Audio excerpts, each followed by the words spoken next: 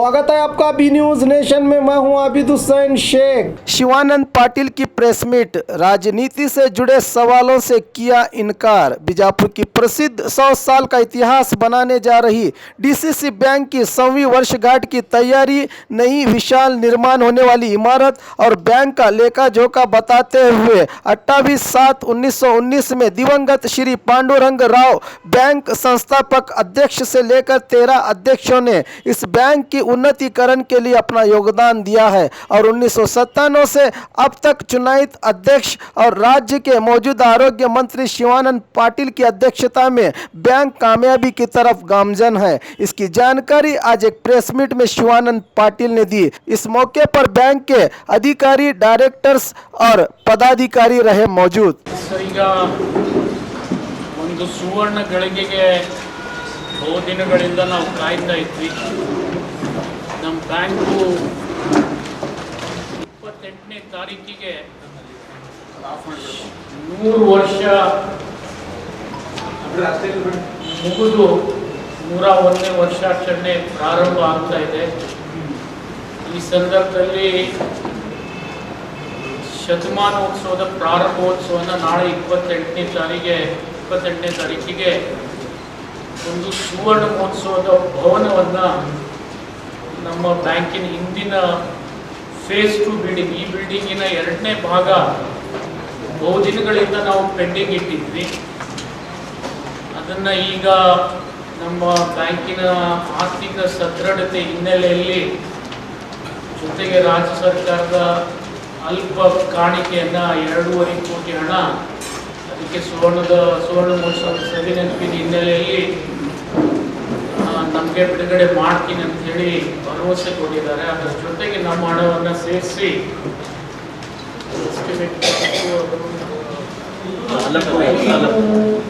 ಕೋಟಿವರೆಗೆ ಹಣವನ್ನು ವೆಚ್ಚ ಮಾಡಿ ಈ ಕಟ್ಟಡದ 2ನೇ ಹಂತವನ್ನು ಪ್ರಾರಂಭ ಮಾಡ್ತಾ ಇದ್ದಾರೆ.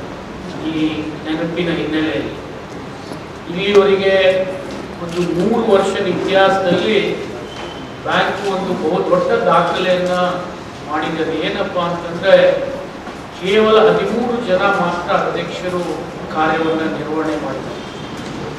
ಇದು ರಾಜ್ಯದ ಯಾವುದೇ ಬ್ಯಾಂಕಿನ ಇತಿಹಾಸದಲ್ಲಿ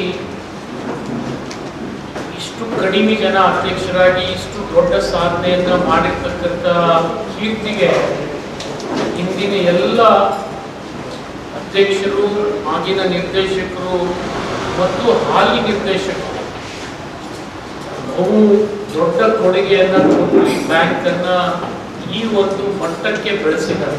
ಈವರೆಗೆ ಅವರು ತಮ್ಮ ಕಾಲಾವಧಿಯಲ್ಲಿ ದೊಡ್ಡ ಕೊಡುಗೆಯನ್ನು ಕೊಟ್ಟು ನಮ್ಮ ಬ್ಯಾಂಕನ್ನು ಈ ಮಟ್ಟಕ್ಕೆ ತಂದಿದ್ದಾರೆ. ಅವರಿಗೆ ನಾನು ಎಷ್ಟೇ ಕೃತಜ್ಞತೆ ಹೇಳಿದರೂ ಕೂಡ ಕಡಿಮೆ. ಅದರಲ್ಲಿ ವಿಶೇಷವಾಗಿ ದೀರ್ಘಕಾಲದ ಅವಧಿಯವರೆಗೆ ಕಾರ್ಯನಿರ್ವಾಹಕ ಅಧಿಕಾರಿಯಾಗಿ ನಮ್ಮ MG ಪಾಟೀಲ್ ಕೂಡ ಒಂದು ದೊಡ್ಡ ಕೊಡುಗೆಯನ್ನು ನಮ್ಮ ಬ್ಯಾಂಕಿಗೆ ಕೊಟ್ಟಿದ್ದಾರೆ. ಯಾಕೆ ಈ ಮಾತು ನಾನು ಹೇಳ್ತೀನಿ ಅಂತ ಹೇಳಿದರೆ, ಇವತ್ತು DCC ಬ್ಯಾಂಕು ಜಿಲ್ಲೆಯ ಕೃಷಿ ಚಟುವಟಿಕೆಯಲ್ಲೇ ಅಪಾರವಾದಂಥ ಕೊಡುಗೆಯನ್ನು ಕೊಟ್ಟಿದ್ದಾರೆ. ಒಂದು ಉದಾಹರಣೆಗೆ ನಿಮ್ಗೆ ಹೇಳ್ಬೇಕಪ್ಪ ಅಂತಂದರೆ, ಬಾಗಲಕೋಟೆ ಮತ್ತು ಬಿಜಾಪುರ ಜಿಲ್ಲೆ 2 ಸೇರಿಸಿ ಏನಿವತ್ತು 16 ಸಕ್ಕರೆ ಕಾರ್ಖಾನೆಗಳು ಜೀವಂತವಾಗಿದ್ದಾವೆ ಅಂದರೆ ಅದಕ್ಕೆ ಕಾರಣೀಭೂತ ಯಾರಾದ್ರೆ ಅದು ಬಿಜಾಪುರ ಜಿಲ್ಲಾ ಮಧ್ಯವರ್ತಿ ಬ್ಯಾಂಕು, ಅವಿಭಾಜ್ಯ ಬಿಜಾಪುರ ಜಿಲ್ಲಾ ಮಧ್ಯವರ್ತಿ ಬ್ಯಾಂಕ್. ಇವತ್ತು ಇಷ್ಟು ದೊಡ್ಡ ಮಟ್ಟದಲ್ಲಿ ಜನ ಕಬ್ಬನ್ನು ಬೆಳೆದು ರೈತರು ಬದುಕತಕ್ಕಂಥ ಆಶ್ರಯ ಕೊಡಬೇಕಾದ್ರೆ ಇದನ್ನು ನೀವು ಪ್ರೈವೇಟ್ ಬ್ಯಾಂಕ್ ಶುಗರ್ ಫ್ಯಾಕ್ಟ್ರಿ ಇರ್ಬೋದು ಅಥವಾ ಕೋಆಪರೇಟಿವ್ ಶುಗರ್ ಫ್ಯಾಕ್ಟ್ರಿ ಇರ್ಬೋದು, ನಂದಿ ಇರಲಿ, ಭೀಮಾಶಂಕರ ಸೇರಿಸಿ ಜಮ್ಮ ಕಾರ್ಖಾನೆ ಆದಿಯಾಗಿ ಎಲ್ಲರಿಗೆ ಹಣದ ಸಹಾಯ ಮಾಡಿ ಒಂದು ದೊಡ್ಡ ಔದ್ಯೋಗಿಕ ಕ್ರಾಂತಿಯನ್ನು ಬಿಜಾಪುರದಲ್ಲಿ ನಾವು ಮಾಡಿದ್ವಿ.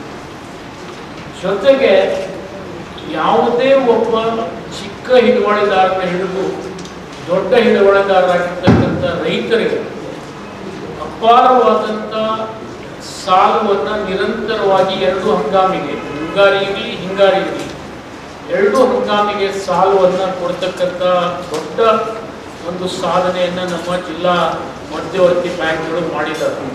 ಬಾಗಲಕೋಟೆಯಲ್ಲಿ ನಮ್ದಿರಲಿ, ಎರಡು ಸೇರಿಸಿ ರಾಜ್ಯಕ್ಕೆ ನಮ್ಮ ನಾವು ಎರಡು ಸೇರಿಸಿ ಬಿಜಾಪುರ ಬಾಗಲಕೋಟೆ ಸೇರಿಸಿದ್ರೆ ರಾಜ್ಯಕ್ಕೆ ನಂಬರ್ 1 ಆಗ್ತಿತ್ತು. ನಿಮ್ಗೆ ಹೇಳ್ಬೇಕಾದ್ರೆ ಅದು ಯಾವುದೇ ಹಂತದಲ್ಲಿ ತಗೊಳ್ಳಿ, ಅದು ದುಡಿಯುವ ಬಂಡವಾಳ ಇರಲಿ, ಡಿಪಾಸಿಟ್ ಇರಲಿ, ಸಾಲ ವಿತರಣೆ ಇರಲಿ, ಸಾಲ ಮನ್ನಾ ಇರಲಿ, ಅತಿ ಹೆಚ್ಚಿನ ಸಾಲ ಮನ್ನಾ ಆಗಬೇಕಾಗಿರ್ತಕ್ಕಂಥ ಮೊತ್ತ ಕೂಡ ಈ 2 ಜಿಲ್ಲೆಗಳಿಗೆ ಸೇರ್ತದೆ. ಬೆಳಗಾವಿ ಇವತ್ತು ಅವಿಭಾಜ್ಯ ಬೆಳಗಾವಿ ಇದ್ರೂ ಕೂಡ ಅದಕ್ಕಿಂತ ಹೆಚ್ಚಿನ ದೊಡ್ಡ ಸಾಧನೆಯನ್ನ ಬಿಜಾಪುರ ಬಾಗಲಕೋಟೆ ಮಾಡಿದ್ದಾರೆ. ಜೊತೆಗೆ ಬಹಳ ಅರ್ಬನ್ ಬ್ಯಾಂಕ್ಗಳು ಮತ್ತು ಕ್ರೆಡಿಟ್ ಕೋಆಪರೇಟಿವ್ ಸೊಸೈಟೀಸ್ ಇವತ್ತು ಏನಾದರೂ ತೆಲಿ ನಿಂತಿದ್ರೆ ಅದಕ್ಕೆ ಬಿಜಾಪುರ ಜಿಲ್ಲಾ ಮಧ್ಯವರ್ತಿ ಬ್ಯಾಂಕ್ ಕಾರಣ. ಇವತ್ತು ಸಹಕಾರಿ ಚಳವಳಿಯಲ್ಲಿ ಅತ್ಯಂತ ಉತ್ಕೃಷ್ಟ ರೀತಿಯಲ್ಲಿ ಕಾರ್ಯನಿರ್ವಹಿಸ್ತಕ್ಕಂಥ ಸಹಕಾರಿ ಚಳವಳಿ ಎಲ್ಲ ಇದ್ರೆ ಅದು ಬಾಗಲಕೋಟೆ ಬಿಜಾಪುರದಲ್ಲಿ. ಇವತ್ತು ಯಾವುದೇ ರಂಗದಲ್ಲಿ ತಗೊಳ್ಳಿ, ಅರ್ಬನ್ ಬ್ಯಾಂಕ್ ತಗೊಳ್ಳಿ, ಮಹಿಳಾ ಅರ್ಬನ್ ಬ್ಯಾಂಕ್ ತಗೊಳ್ಳಿ, ಕ್ರೆಡಿಟ್ ಕೋಆಪರೇಟಿವ್ ತಗೊಳ್ಳಿ, ಸೌಹಾರ್ದ ತಗೊಳ್ಳಿ, ಜೊತೆಗೆ ಸಹಕಾರಿ ರಂಗದಲ್ಲಿ ಇರ್ತಕ್ಕಂಥ ಸಕ್ಕರೆ ಕಾರ್ಖಾನೆಗಳಿರಲಿ, ಅದಕ್ಕಿಂತ ದೊಡ್ಡದು ಒಂದು ಹೆಚ್ಚಿಗೆ ಮುಂದೋಗಿ ನಾನು ಹೇಳಬೇಕಂದ್ರೆ KMFಗೆ ಹಾಲು ಉತ್ಪಾದಕರಿಗೆ ದೊಡ್ಡ ಸಾಧನೆಯನ್ನ ಮಾಡ್ತಕ್ಕಂಥ ದಿಸೆಯಲ್ಲಿ ಅವರಿಗೆ ಕೊಡುಗೆಯನ್ನ 2 ಬಿಜಾಪುರ ಜಿಲ್ಲೆಯ DCC ಬ್ಯಾಂಕ್ಗಳು ಅಂದರೆ ಬಾಗಲಕೋಟೆ ಮತ್ತು ಬಿಜಾಪುರ ಸೇರಿ ಸಹಾಯ ಮಾಡಿರ್ತಕ್ಕಂಥದ್ದು ಒಂದು ದೊಡ್ಡ ಕೊಡುಗೆ ಅಂತ ಹೇಳಿ ಈ ಸಂದರ್ಭದಲ್ಲಿ ನಾನು ಹೇಳಲಿಕ್ಕೆ ಇಚ್ಛೆ ಪಡ್ತಾ ಇದ್ದೀನಿ. ಜೊತೆಗೆ ನಾಳೆ 28ನೇ ತಾರೀಕಿಗೆ ನಮ್ಮ ಸುವರ್ಣ ಮಹೋತ್ಸವದ ಅಡಿಗಲ್ ಸಮಾರಂಭದಲ್ಲಿ ಒಂದು ಇಡೀ ಜಿಲ್ಲೆಯ ರೈತರು ಇಲ್ಲಿ ಬಂದು ಇದಕ್ಕೆ ಚಾಲನೆಯನ್ನು ಕೊಡ್ತಾರೆ. ಒಂದು ದೊಡ್ಡ ಕಾರ್ಯಕ್ರಮ ನಾವು ಬರ್ತಕ್ಕಂಥ ಡಿಸೆಂಬರ್ ಅಥವಾ ಜನವರಿ ರಾಜ್ಯ ಮಟ್ಟದಲ್ಲಿ ನಾವು ಹಮ್ಮಿಕೊಳ್ತಾ ಇದ್ದೀವಿ. ಅದಕ್ಕೆ ರಾಷ್ಟ್ರ ಮಟ್ಟದ ಸಹಕಾರಿಗಳನ್ನು, ರಾಜ್ಯ ಮಟ್ಟದ ನೇತಾರರನ್ನು ಮತ್ತು ಕೇಂದ್ರ ಮಟ್ಟದಲ್ಲಿರ್ತಕ್ಕಂಥ ನೇತಾರರನ್ನು ಕರೆಸ್ಬೇಕಂತಕ್ಕಂಥ ಇಚ್ಛೆಯನ್ನು ಇಟ್ಕೊಂಡು ಆ ಸಂದರ್ಭದಲ್ಲಿ ಬಹು ದೊಡ್ಡ ಪ್ರಮಾಣದಲ್ಲಿ ನಾವು ಆಚರಣೆ ಮಾಡ್ತೀವಿ. ಅದಕ್ಕಿಂತ ಪೂರ್ವದಲ್ಲಿ ಪ್ರತಿ ತಿಂಗಳು ಅಥವಾ 2 ತಿಂಗಳೊಳಗಾಗಿ ಒಂದೊಂದು ಶಾಖೆಯನ್ನು ಉದ್ಘಾಟನೆ ಮಾಡ್ತಾ ಇದ್ದೀವಿ. ಅಂದರೆ ಮೊದಲನೇ ಹಂತದಲ್ಲಿ ಇಂಡಿ ಶಾಖೆಯನ್ನು ಉದ್ಘಾಟನೆ ಮಾಡ್ತೀವಿ, 2ನೇ ಹಂತದಲ್ಲಿ ಸಿಂದಗಿ ಶಾಖೆಯನ್ನು ಮಾಡ್ತೀವಿ, 3ನೇ ಹಂತದಲ್ಲಿ ಮುದ್ದೇಬಿಹಾಳ ಶಾಖೆಯನ್ನು ಉದ್ಘಾಟನೆ ಮಾಡ್ತೀವಿ. ಜೊತೆಗೆ 4ನೇ ಹಂತದಲ್ಲಿ ನಮ್ಮ ಸುವರ್ಣ ಮಹೋತ್ಸವದ ಏನು ಒಂದು ಅಡಿಗಲ್ ಇವತ್ತು ಹಾಕ್ತಾ ಇದ್ದೀವಿ ಅದರ ನೆಲಮಾಡಿಯನ್ನು ಉದ್ಘಾಟನೆ ಮಾಡತಕ್ಕಂಥ ಒಂದು ನಿರ್ಣಯವನ್ನು ನಾವು ಕೈಗೊಂಡಿದ್ದೀವಿ. ಇದು ಬೆಳೆ ಸಾಲ ಮನ್ನಾ 2017-18ರಲ್ಲಿ 685 ಕೋಟಿಯಲ್ಲಿ 680 ಕೋಟಿ ಈಗಾಗಲೇ ಸಾಲ ಮನ್ನಾ ಬಂದು ಜಿಲ್ಲೆ ರೈತರಿಗೆ ಹಂಚಿದ್ದೀವಿ 17-18ರಲ್ಲಿ ಸಿದ್ದರಾಮಯ್ಯ ಕಾಲದಲ್ಲಿ. ಈ ವರ್ಷ ನಾವು 580 ಕೋಟಿಗಿಂತ 75ರಿಂದ ಹೆಚ್ಚಿಗೆ ಆಗ್ತದೆ, 80 ಕೋಟಿವರೆಗೆ ಆಗ್ತದೆ. 600 ಕೋಟಿ ಸಮೀಪ ಸಾಲ ಮನ್ನಾ, 670 ಕೋಟಿ ಸಾಲ ಮನ್ನಾ ಸೌಲಭ್ಯತೆ ಈ ವರ್ಷ ನಮಗೆ ಸಿಗಬೇಕಾಗಿರ್ತಕ್ಕಂಥ ಆ ಬ್ಯಾಂಕ್ ಡಾಕ್ಯುಮೆಂಟ್ಸ್ ವೆರಿಫಿಕೇಶನ್ ಆದಮೇಲೆ ಎಷ್ಟು ಕಡಿಮೆ ಆಗ್ತದೆ ಗೊತ್ತಿಲ್ಲ, ಅದು ನೋಡಿಕೊಂಡು ಅದು ಕೂಡ ನನ್ನ ಅಂದಾಜು 2 ವರ್ಷ ಸೇರಿಸಿದ್ರೆ ಹೆಚ್ಚು ಕಡಿಮೆ 13,500 ಕೋಟಿ ರೂಪಾಯಿ ಈ 2 ವರ್ಷದಲ್ಲಿ ಬಿಜಾಪುರ ಜಿಲ್ಲೆ ರೈತರಿಗೆ ಸಾಲ ಮನ್ನಾ ಆಗ್ತದೆ. ಸಿದ್ದರಾಮಯ್ಯ ಮಾಡಿದ 50,000 ಮ್ಯಾಕ್ಸಿಮಮ್ 50,000 ಅದರ ಸಂಖ್ಯೆ ಎಲ್ಲರಿಗೂ ಸಿಕ್ತಲ್ಲ, ಅಲ್ಲಿ ಎಲ್ಲ ರೈತರಿಗೂ ಸಿಕ್ತು. ಅಲ್ಲಿ ಸಾಲ ಮನ್ನಾ ಆಗಿರ್ತಕ್ಕಂಥ ಕೆಲವ್ರಿಗೆ ಈ ಬಾರಿ ಸಿಗಲಿಲ್ಲ ಹೇಳೋದು. ಅಂದರೆ ಈ ವರ್ಷ ಕೂಡ ಹೆಚ್ಚು ಕಡಿಮೆ ನಮಗೆ ನಾವು 670 ಕೋಟಿ ಕ್ಲೇಮ್ ಇಟ್ಟಿದ್ದೀವಿ, ಅದು ಇನ್ನೂ ಸೆಟಲ್ ಆಗ್ತದೆ, ಇನ್ನು ಡ್ಯೂ ಡೇಟ್ಸ್ ಏನೋ ಮುಂದಿದ್ದಾವೆ, ಅಷ್ಟು ಮಟ್ಟಿಗೆ ಸಾಲ ಮನ್ನಾ ಆಗ್ತದೆ. ಹೆಚ್ಚು ಕಡಿಮೆ ನಾನು ನಿಮ್ಗೆ ಹೇಳಿದ್ನಲ್ಲ, ಬಿಜಾಪುರ ಒಂದೇ ಜಿಲ್ಲೆ ಬಾಗಲಕೋಟೆ ಬಿಟ್ಟು 2 ವರ್ಷದಲ್ಲಿ 13 ಕೋಟಿಗಿಂತ ಹೆಚ್ಚು ಸಾಲ ಮನ್ನಾ. ಶತಮಾನೋತ್ಸವ ಆಚರಣೆ ಮಾಡತಕ್ಕಂಥ ಸಂದರ್ಭದಲ್ಲಿ ಮೊದಲನೇ ಹಂತದ ಕಟ್ಟಡ ಮುಗೀತದೆ. ನೀವು ಬೇಕಾದ್ರೆ ಹಿಂಗೆ ತೋರಿಸ್ತೀನಿ, ಈಗಾಗಲೇ ತೋರಿಸ್ಬೇಕಾಗಿತ್ತು, ನೀವು ನೋಡಿದ್ರೆ ನೀವು ಒಂದು 2 ನಿಮಿಷ. ಅಡಿಗಲ್ಲು ಸಮಾರಂಭ ಅಡಿಗಲ್ಲು ನಾಳೆ ಬೆಳಿಗ್ಗೆ 28ನೇ ತಾರೀಕಿಗಿದೆ, ಅದು ಡಿಸೆಂಬರ್ ಒಳಗಾಗಿ ಮೊದಲನೇ ಹಂತ ಮುಗಿಸ್ತೀವಿ. 3 ಅಂತಸ್ತಿನ ಕಟ್ಟಡ ಅದು, ಆದರೆ ಮೊದಲನೇ ಹಂತ ಮುಗಿಸ್ತೀವಿ. ಡಿಸೆಂಬರ್ ಕಾರ್ಯಕ್ರಮ ಡಿಸೆಂಬರ್ನಾಗ ಮಾಡೋದು, ಡಿಸೆಂಬರ್ನಾಗೆ ಮಾಡ್ತೀವಿ. ಈಗ ಪ್ರಾರಂಭೋತ್ಸವ ಡೇಟ್ ಇನ್ನೂ ಫಿಕ್ಸ್ ಆಗಿಲ್ಲ ಸರ್, ಡೇಟ್ ಇನ್ನ ಫಿಕ್ಸ್ ಮಾಡಿಲ್ಲ. ಯಾಕಂದ್ರೆ ಡಿಸೆಂಬರ್ನಲ್ಲಿ ಯಾಕೆ ಮಾಡ್ತೀವಿ ಅಂದ್ರೆ ಮಳೆ ಇರೋದಿಲ್ಲ. ಈಗ ನಾಳೆ ನಮ್ಮ ಕಾರ್ಯಕ್ರಮ ಇದೆ, ಈ ಕಟ್ಟಡ ಅಡಿಗಲ್ ಹಾಕಿರ್ತಕ್ಕಂಥ 1919 ಜುಲೈ 28ಕ್ಕೆ ಏನಿತ್ತು ಅವತ್ತು ಮಳೆ ಇತ್ತು. ಬೇಡ ಬೇಡ ಬೇಡ ಸರ್, ಈಗ ಬ್ಯಾಂಕಿನ ಶತಮಾನೋತ್ಸವ ಇದೆ. ಆಲಮಟ್ಟಿ ಡ್ಯಾಮ್ ಫುಲ್ ಆಗೈತೆ ಈಗ ICC ಮೀಟಿಂಗ್ನಲ್ಲಿ ಏನಾಯ್ತು ಅಂತ ನಿಮ್ಗೆ ಗೊತ್ತಿಲ್ಲ, ICC ಮೀಟಿಂಗ್ ಮಾಡಿ ನೀರು ಹಾಕ್ಬಿಟ್ಟು ಇವತ್ತಿಗೆ ಇರೋದು ಸಾಧ್ಯ. ಆಗಿನ ಅರ್ಪಣೆ ಇದಕ್ಕೆ ರಾಷ್ಟ್ರೀಯ ಎಲ್ಲರೂ ಕಾಕ್ತಾಳೆ ಅಷ್ಟೇ. ನಿಮ್ಗೆ ಅನ್ಕೊಳ್ಳಿಕ್ಕೆ ಒಂದು ಅವಕಾಶ ಸರ್, ಹಂಗೇನಿಲ್ಲ.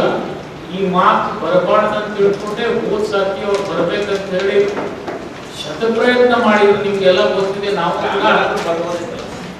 ಆಮೇಲೆ ಅಂದ್ರೆ ಆಗಲಿಲ್ಲ. ಆಮೇಲೆ ನನ್ನ ಒಂದು ವಿಚಾರದಲ್ಲಿ ಹೆಲ್ತ್ ಮಿನಿಸ್ಟ್ರಿ ಇತಿಹಾಸದೊಳಗೆ ನನ್ನ 14 ತಿಂಗಳಿನಲ್ಲಿ ಆದಷ್ಟು ಸಾಧನೆ ಪ್ರಾಯಶಃ ಹಿಂದಿನ ಅನೇಕ ಮಂತ್ರಿಗಳಿಂದಾಗೂ ಅಷ್ಟು ಆಗಿರ್ಲಿಕ್ಕಿಲ್ಲ ಅಂತೇಳಿ ನಾನು ಭಾವಿಸ್ತೀನಿ.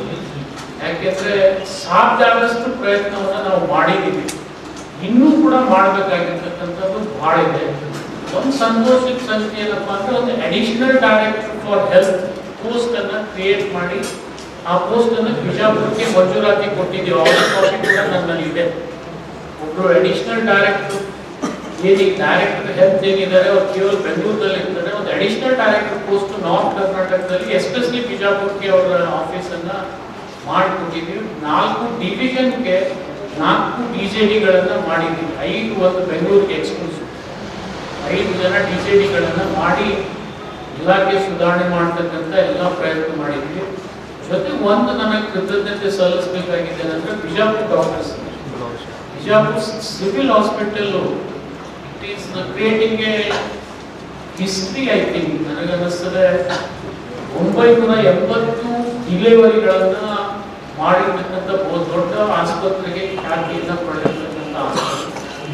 ಜೊತೆಗೆ ಅಲ್ಲಿರ್ತಕ್ಕಂಥ ಎಲ್ಲ ವೈದ್ಯರು ಇವತ್ತು ಬಹಳ ತಾಳ್ಮೆಯಿಂದ ಕೆಲಸ ಮಾಡಿ ನಿಮ್ಗೆ ಗೊತ್ತಿದೆ IPD OPD ಗ್ರೇಡ್ ಬಿಜಾಪುರದ್ದು ದಾಖಲೆಯನ್ನ ಮಾಡ್ತಾ ಇದೆ. ಅದೇ ತರ ರಾಜ್ಯದಲ್ಲಿ ಇರ್ತಕ್ಕಂಥ ಎಲ್ಲ ಆಸ್ಪತ್ರೆಗಳು ಮಾಡ್ತಾ ಇದ್ದಾರೆ. ಯೂನಿಟ್ ಕೂಡ ನಾವು ಮಾಡ್ತಾ ಇದ್ದೀವಿ. ಜೊತೆಗೆ MCH ಆಸ್ಪತ್ರೆ ಅಂತೂ ಪೂರ್ತಿ ಮುಗಿಸಿದ್ದೀವಿ, ಈಗಾಗಲೇ ನಿಮ್ಗೆಲ್ಲ ಗೊತ್ತಿದೆ. ಜೊತೆಗೆ ಇನ್ನೂ ಒಂದೇನಪ್ಪ ಅಂದ್ರೆ ಆಂಕಾಲಜಿಗೆ ಹಣ ಕೂಡ ಇವತ್ತು ಸರ್ಕಾರ ಬಿಡುಗಡೆ ಮಾಡಿದೆ, ಅದು ಕೂಡ ಪ್ರಾರಂಭ ಮಾಡಿದೆ. सुहाने सफर का अब लीजिए आनंद। आपके लिए रोजाना बीजापुर से पुनः आरामदायक सुविधा के साथ रात 10 बजे बीजापुर केंद्र बस स्टैंड दात्री मस्जिद के सामने AC स्लीपर साई कृपा ट्रैवल्स जो आपकी सेवा के लिए अब है तैयार। यात्रीगण इसकी बुकिंग और अधिक जानकारी के लिए गणेश ट्रैवल्स ऑफिस से संपर्क कर सकते हैं।